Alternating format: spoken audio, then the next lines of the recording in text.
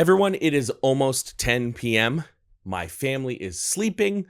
I was so excited to hear Pray for Plagues, Bring Me the Horizon, Repented re-release that I asked if my son could sleep in our bedroom tonight. He's 3 years old, rather than his bedroom, because I didn't want to wait. I have been so excited to hear this new Repented version because Dehumanized was awesome. And I can only imagine this. So Pray for Plagues is one of the songs that got me into this genre of metal, this extreme metal vocal world. It started with Entombment of a Machine, but this was this was also very influential for me personally. Now, if you're new to the channel, my name is Mark. I am an extreme metal vocal coach. I teach people how to safely and efficiently. That's my job, helping people make sounds to pursue their metal vocal careers or journeys. And I'm tired of talking. So you don't know how hard it's been not to listen to this. Okay, here we go. Everybody shut up.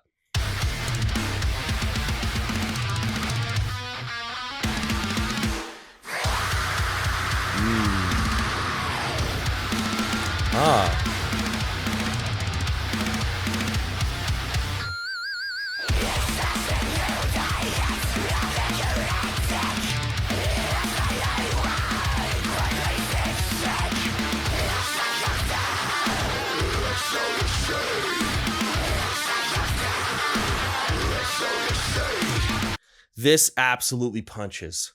My God, this punches. So I was really wondering when I heard Dehumanized. By the way, if this is your first video, I pause a lot and I do vocal analysis. So here we are. So when I heard Dehumanized, I was kind of interested to see where they would take Pray for Plagues and the rest of Count Your Blessings vocally, right? So there are a couple things that I'm hearing. Really, now I don't do audio production, but to me, this sounds like they are trying to accentuate what's good about the original Pray for Plagues, right? It punches, whereas the old mix was kind of muffly. There's so much more depth, right? There's so much more space in the mix, but it makes it stronger, right? But let's talk vocals. That's really why we're here. There are a couple things that I'm initially noticing about Ollie's voice, which by the way, I want to make a correction. I had said previously that Ollie Sykes had vocal damage before because that was the prevailing knowledge at the time. But people pointed out in my Dehumanized video that in the Neck Nocturnal podcast, he had said that was a rumor, that he had only ever overworked his voice due to like other factors, overuse, diet, lifestyle.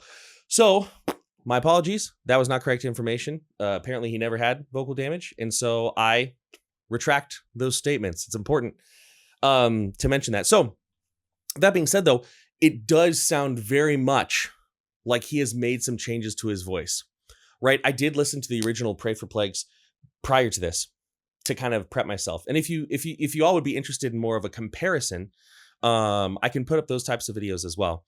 I just have to find digital versions of the original. So one of the main things I'm hearing is he's kept his flappy floppy articulation. Right, he has a very right. It's not like heavily articulated, but it's not muffled and monstery like we have in a lot of modern deathcore. He's not doing a lot of the. It's not that, right? It's still very intelligible, more intelligible because the mix is so much more clear. But he has kept this and that was a very deathcore thing back in the day. Right? The reason I'm doing this with my hands is to accentuate the flappy jaw articulation, right? Now, but he does sound more forward and a little bit more snarly. So we can hear like a really aiming that sensation of distortion up on the hard palate. When I scream like this, in fact, do this while you're at home, right? I feel a lot of buzz. I call that the cat poo noise, by the way, because it's like you walk into your home and you see that your cat has pooped or coughed up a hairball on your pillow and you go, lots of buzz on the hard palate. If I can make the sensation of distortion feel as though it's in that same space. Obviously, we know the distortion is being created in the tissues above the vocal cords, the supraglottal tissues, but I can hear that he's really shifted this and snarled this forward, right? Yeah, yeah, yeah. And that takes a very strong amount of being able to feel your distortion, being able to feel what your body is doing. You don't have to be super advanced, by the way. It can seem difficult to feel your distortion, but it's actually not that bad. If you have never done that before, I do have a free vocal course, a 3-part entirely free vocal course you could check out in the description below that kind of walks you through feeling those sensations and being playful. But let's keep going because I'm very, if you've heard this song, you know the parts.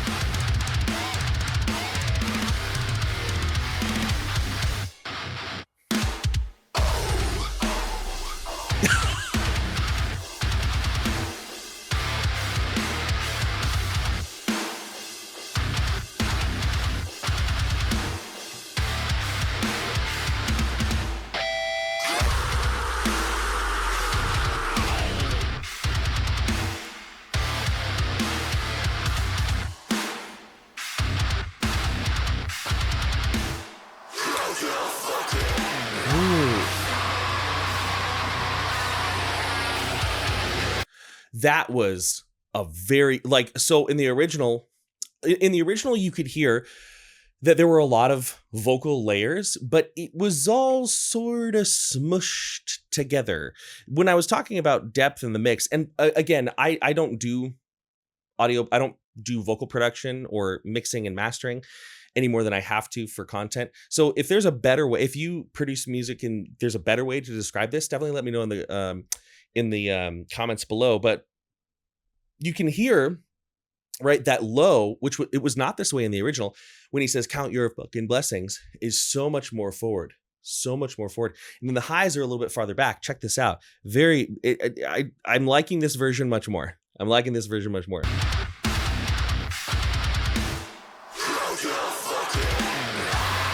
And that gang vocal, count your, all in the back, way more depth in the tone there, or depth in the mix there. Now, interesting little side note, that is the first breakdown I ever heard in my life.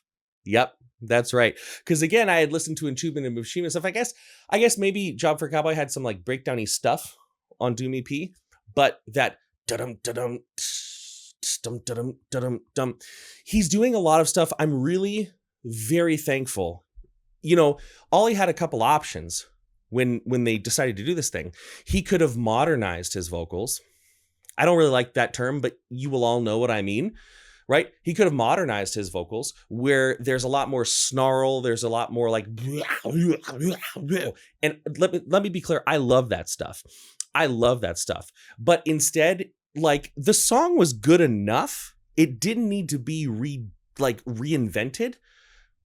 Just repented. Put that on a shirt. But I love that he's, you know, he'll I don't remember what the lyric is, which is silly because it's right in front of me, but he does like these growls into colors and flows, right?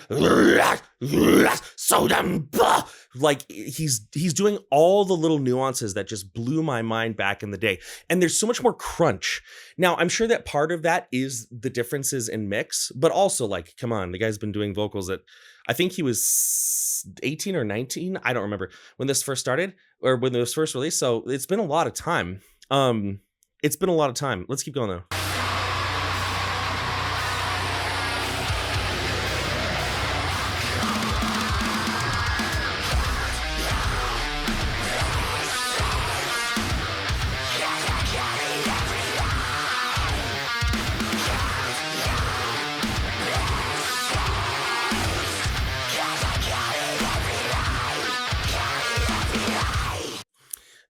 Listen to the way he says blessings. You can really hear more floppy distortion, crunchy distortion in his articulation, and again, or in his scream. And again, I do think some of that's mixed, but also I think some of that's time and just getting more used to his voice. Let's check it out.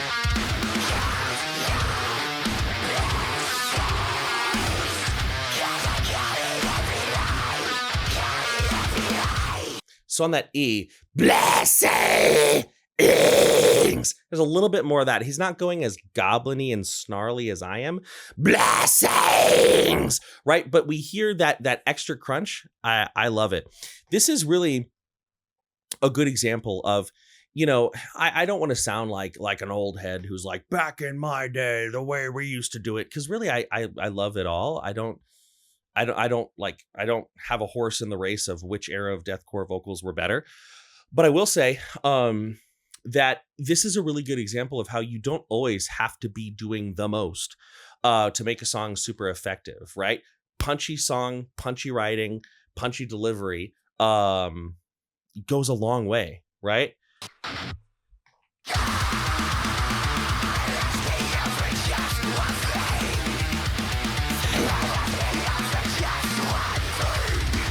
That first, I know I'm pausing a lot, but like, listen, I'm reliving my past. Y'all can deal with it, right? The way he says just one thing and he like sort of screams the vocal out and scoops it back, screams the vocal out and scoops it back. That's such an Ollie Sykes thing to do. One of the things that I think gives him like this trademark sound to his scream. Check it out. Listen to the way he, again, one thing, and he pulls it back.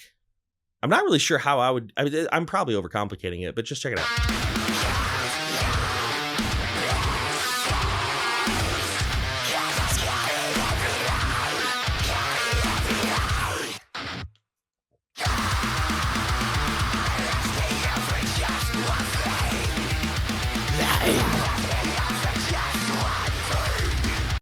It's almost like just briefly on thing, one thing.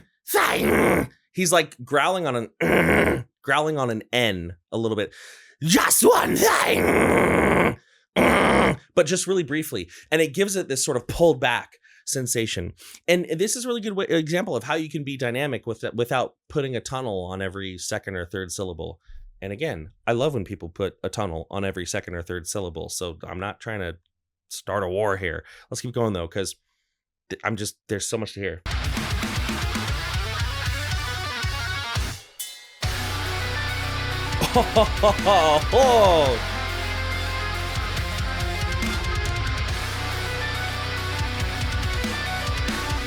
This part.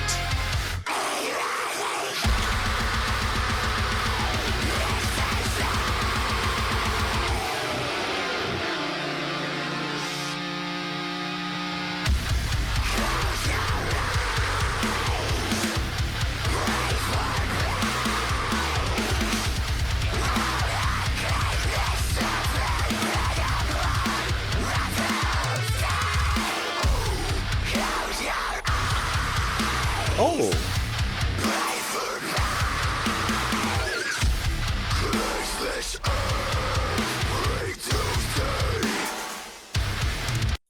Listen to Eyes. There's a weird cut. There's a weird vocal cut at the beginning of Eyes. Check this out.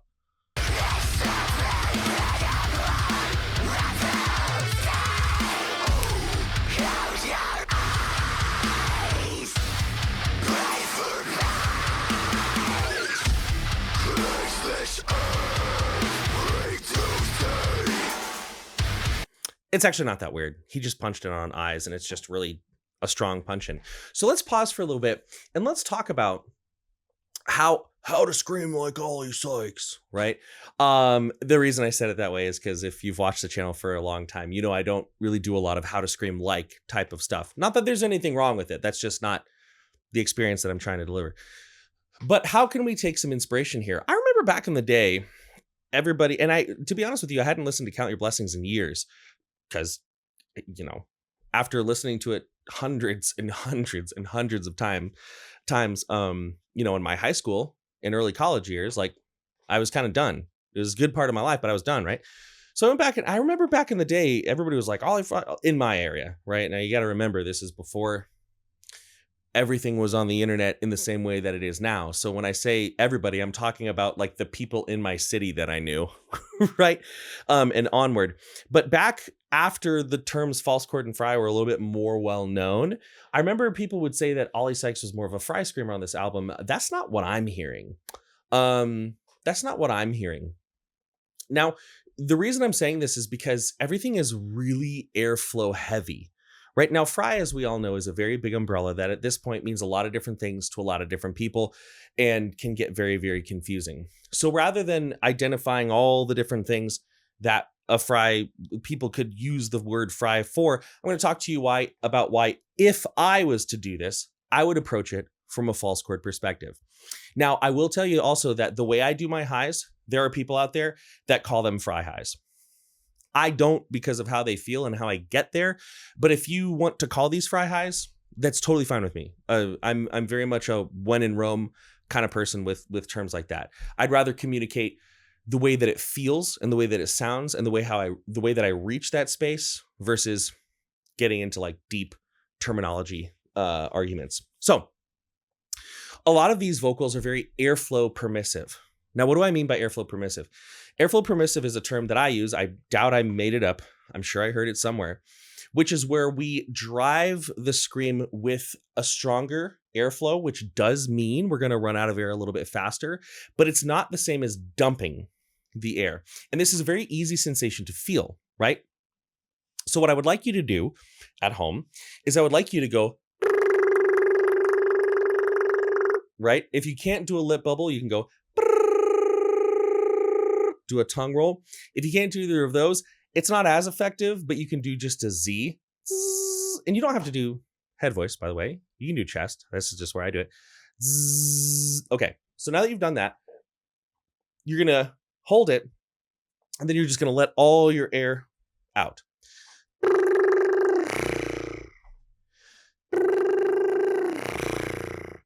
I think I just accidentally stopped my audio recording. No, I didn't. Thank God. So, anyways, that is an airflow dump. That is an airflow dump. Okay. That is not airflow permissive. Airflow permissive, which I don't think that's the best. If you have a better idea for a term, let me know in the comments below. I'm happy to call it something better than airflow permissive. But airflow permissive, for me, do this, would be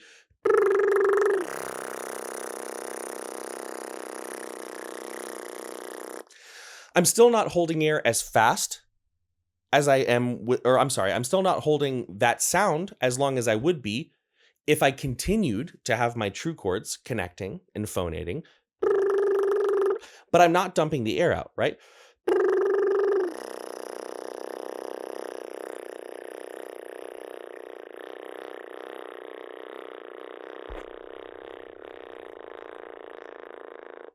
So this idea of false chord inherently being an air dump, when people tell me, oh, I don't like false chord because it's a big air dump, I'm like, well, in my mind, I'm like, well, you could be breathing better, right? And this is something that the metal vocal community does a lot. And by the way, when I say this, I'm not criticizing the metal vocal community. I'm a part of it. I love it. I do this to help it be a better place. But oftentimes people try to solve the issue of holding out screams longer by adding more squeeze, more resistance to the airflow, often called compression, because it does create pressure in the body, air pressure in the body, right? You don't have to do that though, right? You don't have to do that. If you want to maintain a chunky, I pray for plagues, a birthday start. Ooh. If you want to do that, you can solve the problem. You can solve that airflow situation, I guess I should say, with having a better handle on what goes on here, right? So now, obviously, this is something I go over way more in my one-on-one lessons. This is going to be very quick, but there are a couple things we need to think about. Number one, right? Number one, how do we get air in our lungs? Well, our diaphragm, which is a muscle, contracts. And when it contracts, it drops, it pulls our lungs open, and then air rushes into the lungs. Now, we also need to make space in our lungs. So when we inhale, it's important that our ribs expand, right? You can kind of see that. You can kind of see that here. Let me roll back a little bit. Ooh, oh, this camera angle's weird. Okay, here we go. My ribs are going to expand, right? Now, you might be thinking, Mark, I thought you weren't supposed to breathe into the chest. It's an outward expansion versus a clavicular lift. right? Versus those are different things. And then number 2, as I inhale, my abdominal muscles are opening and staying soft and squishy. This is to create space for the diaphragm to continue to drop. If my abs are firm on my inhale, my diaphragm cannot drop and move all those internal organs out of the way. That's why we get that expansion. Our diaphragm drops, and as it drops, it's pushing down on our guts, and that makes the abdominal muscles bulge. Or that makes the abdomen bulge, I should say, right? So if those muscles are firm on your inhale, your diaphragm can't physically go down as far. And then also, those muscles are engaged, so you're not going to be able to squeeze with them to drive power after. Okay? I know this is a lot, but this is useful, right? So what this also means is that we can hold those ribs out while we scream. Check it out. Watch. I can breathe in, right? Here we go. Notice I'm relaxed. I'm on top of my breath right now. I'm not struggling. It doesn't sound like this, right? So I breathe in. You chased us our new diet of liquor and dick, just like Gully Wood, all covered in sick. Whatever it is, right? See how my ribs are still out? Now I can relax, okay? All of these things are going to allow you to hold or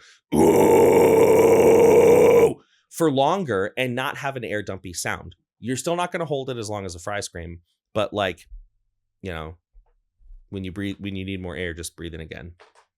I remember when I first started doing this Cardivox Academy thing, people were like, oh, dude, yeah, that Cardivox Academy, he can't even hold his screams long. And people would ask me how long I could hold my screams. And I was like, I don't know. I've never timed it. And they'd be like, well, how do you know if it's good? I was like, homie, if I need air, I just breathe in again. Like what? I still am not entirely sure how long I can hold my screams because like, I don't care. Right? It's not like, oh, I got to 26 seconds. I got to get to 27. Cool. Anyways, so does that mean that if we had a scream length competition amongst a bunch of people, I would lose? Probably. Because again, I just breathe in again. If I need air, I just take a sip. Anyways, let's keep going.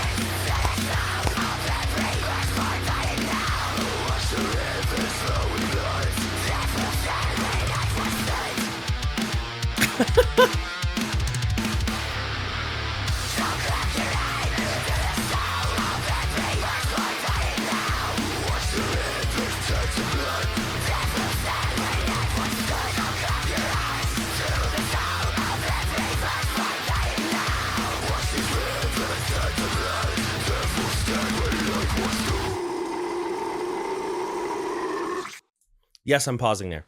You know, because I want to talk about that pitch scream. Oh my God, it was so good. You can hear it so well now. Also, man, we just did not think about the lyrics we were screaming along to back in the day. We just said it and we didn't think about it. Now and I get it. It's a thing of the past. So, you know, I'm not going to sit here and be like, they should have changed it. But I am also like, I had not thought about these lyrics in like almost 20 years. I feel, whoa. But anyway, so one thing I really like about, you know, sometimes when you're of an age as me, I'll be 38 in a couple weeks. And you talk about how much you love old albums, people are like, it's just nostalgia. It's just nostalgia. You don't actually like it. It's just nostalgia. Well, first of all, yes, it is nostalgia. Absolutely. And, you know, for something to still have a hold on me after, you know, my heart has been hardened over the years. Okay, it's nostalgia, but not everything from the past holds that nostalgia. So nostalgia is a legitimate reason to love something. But also, there are things about this album that I really like. And I don't think this is a hot take because like everybody's excited about it. But Bring Me the Horizon, I want to express this, was a fun, well, they're still a fun band, but like this was a fun album. Like just listen to that riff, like it's playful, right? It's playful. It's kind of goofy, but it takes itself seriously. But these were like kids. These were kids at the time, right? I'm like so paranoid. I accidentally turned off my rig. I keep glancing over here, making sure things are recording. But it was like there was a certain element of playfulness to this album across a lot of the songs. That is just so fun to be hearing again because, and again, I'm not against it. I love it. But deathcore these days, all the time, is trying to be as brutal as possible as much as it can.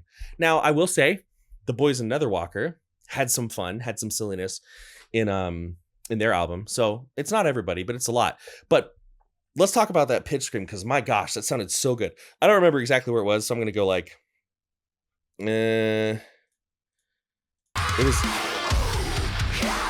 good enough.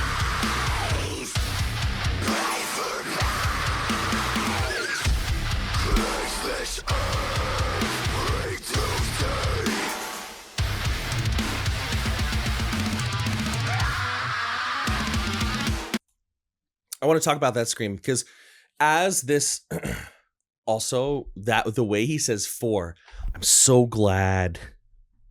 The darkness. Pray for plagues.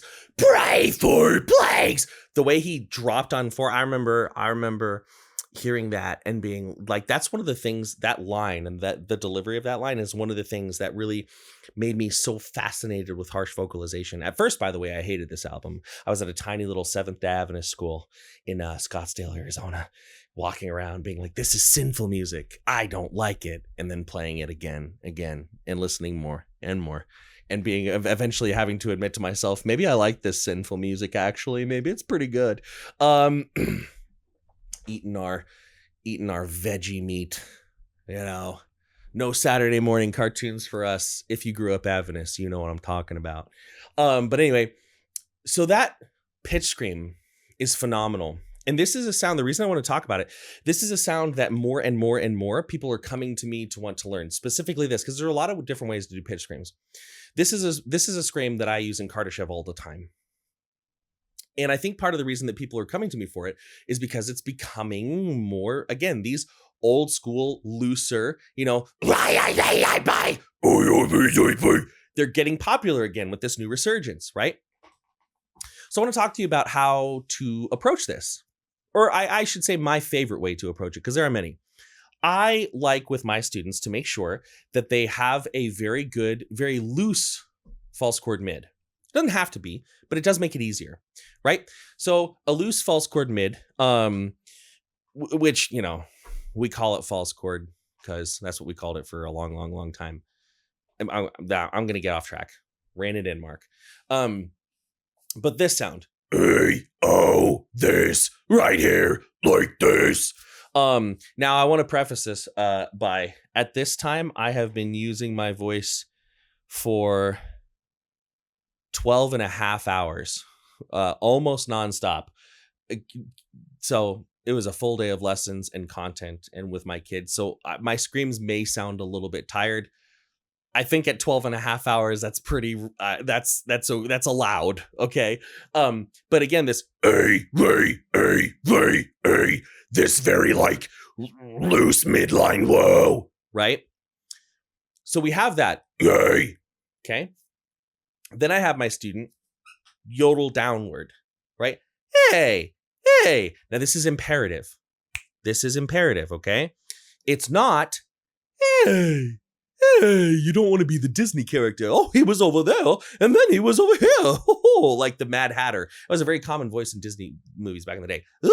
It's not, and this pointing is just to exemplify where I feel it. It's not, it's,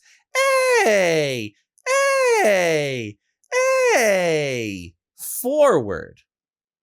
You can think of this as like the very stereotypical New York, New Jersey accent, which I've had so many students from both of those places and none of them ever sound like this. So my apologies, but it's just the accent on TV. So if you're talking, hey, I'm walking here. Hey, they don't yodel like that, but hey, I'm walking here. Give me that gabagool. All right. Hey, forward. Then what we do is we yodel onto the false chord. Hey, hey, and you don't try to combine it. You don't try to combine it. You just get used to that movement and you do it absent-mindedly, walking around the house, cleaning things, picking up stuff. It has to be forward. If it's back, it's going to tickle. It's going to feel uncomfortable. So if it's, hey, you're going to be like, oh, it always hurts no matter what I do. That's one of the main reasons why. Hey, not, hey, boo, right? So you're here, hey. Over time, you'll get so used to it, it will start to blend together naturally. You might say, well, Mark, but I want it to be higher. Well, Mark, I want it to be lower. Tough. We are going to let your voice tell us where it is comfortable, and then we will move it from there, right? There's a really good phrase. If you don't have time to do it right now, make sure you have time to fix it later. Something like that. I read it online recently. But anyways, hey,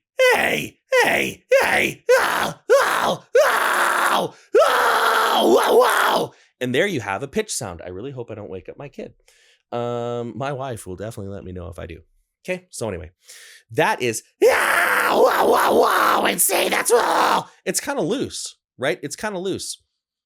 Things to think about. Anyways, let's keep going. How long have I been at this? Over 30 minutes. Well, you know what? I'm excited. I'm back in the game. I'm 19 again. Nope.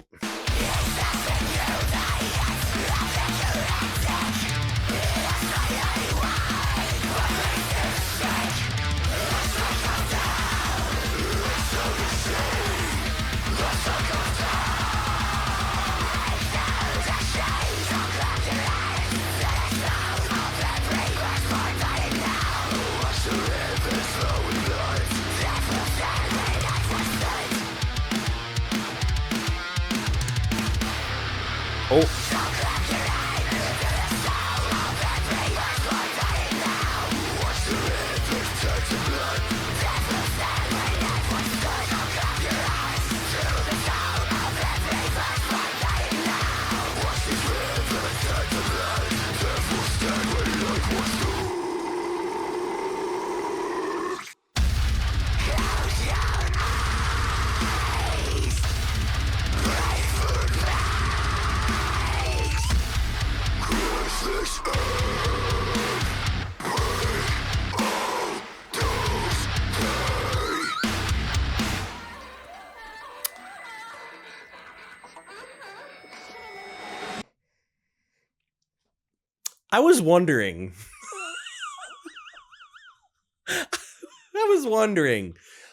I was wondering if that would still be there. And it was. I have a funny story about that. So again, remember, I went to a very tiny, very secluded Christian school. Again, a small Seventh-day Adventist school in Scottsdale. And like, I'm telling you, it was small. Like, there was a neighborhood on campus where like most of the staff lived. My graduating class was like 24, 26 people. Maximum enrollment, I think, at the whole high school was like 300. Okay. So I had a bit of a sheltered upbringing, and I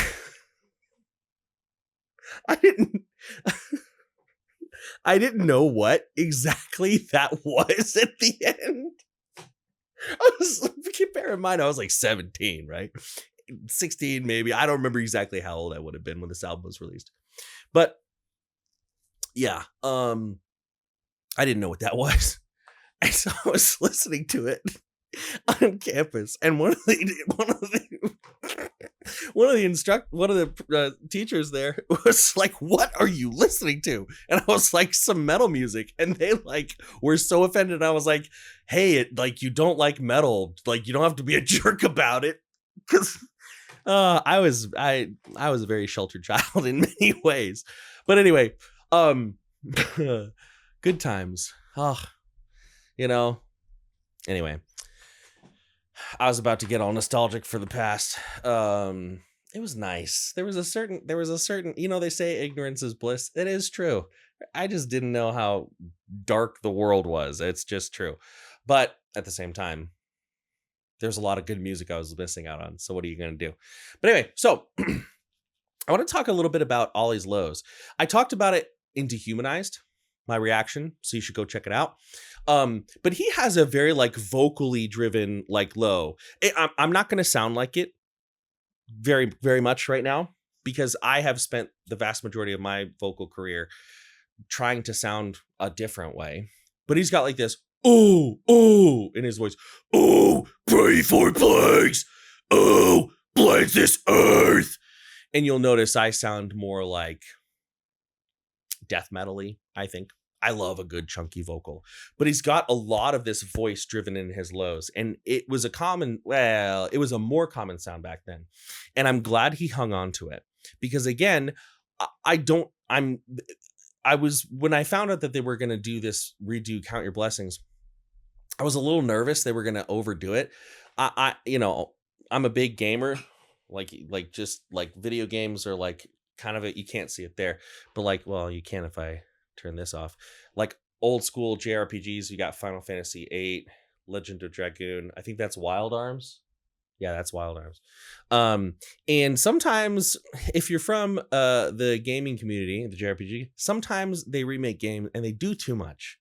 It was already like, really, we're not looking for the game to be entirely reinvented. We just want to have access to it on newer consoles. That's really all we're asking.